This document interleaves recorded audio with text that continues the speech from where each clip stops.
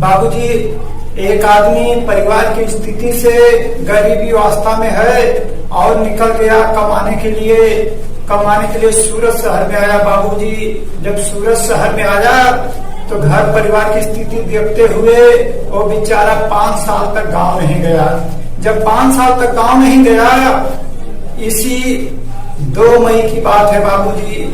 2 मई का इस लॉकडाउन में फंसा हुआ है और अपने आदमी का राह देखते देखते बाबू इतना बीमारी अवस्था में हो गई है, आखिरी समय चल रही है।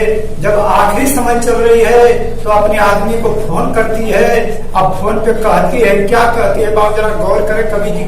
अरे पिया लाल चुनारी, पिया लाल चुनारी, अरे पिया लाल चुनारी, पिया लाल चुनारी, आखरी उड़वले जइहा पिया लाल चुनारी, आखरी उड़वले जइहा पिया लाल चुनारी, पिया लाल चुनारी, पिया लाल चुनारी, आखरी उड़वले जइहा पिया लाल चुनारी, नत गिनात बिना बीतरी उमारिया हो, गिनत गिनात बिना बीतरी उमारिया हो,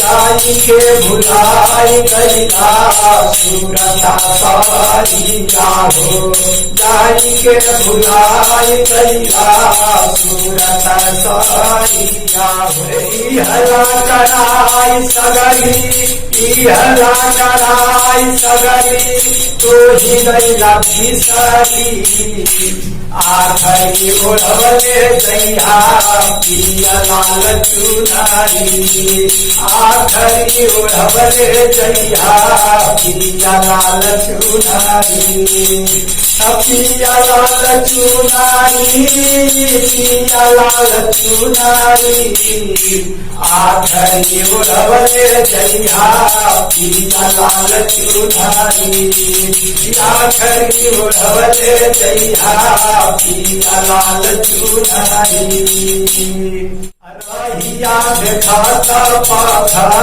रागल नया नामा हो, रहिया देखाता पाथा रागल नया नामा हो, कैसे बितवली स्वामी 5 साल की नामा हो, कैसे बितवली स्वामी 5 साल की नामा हो, आखरी तमन्ना जय दिन, आखरी तमन्ना जय दिन, काली हनी करी, आखरी उड़वले जइहा पिया लाल चुनारी, आखरी उड़वले जइहा पिया लाल चुनारी, पिया लाल चुनारी, पिया लाल चुनारी, आखरी उड़वले जइहा पिया लाल चुनारी,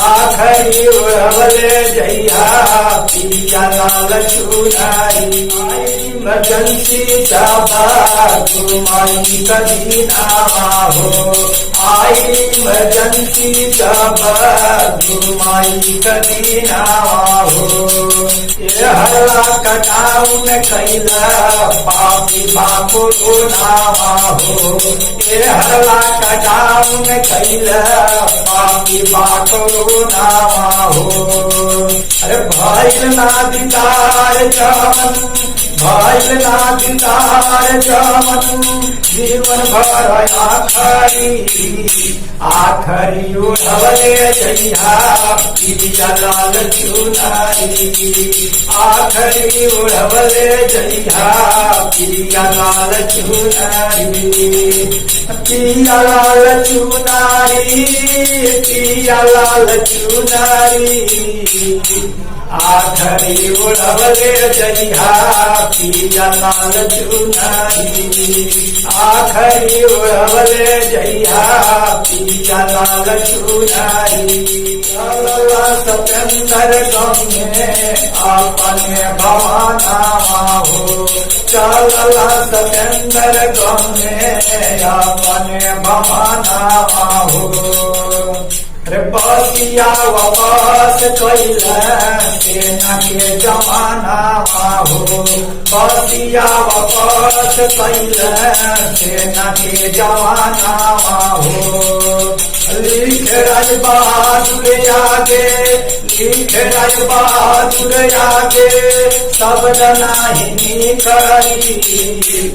आखरी उड़वले जइहा पिया लाल चुनारी, आखरी उड़वले जइहा पिया लाल चुनारी।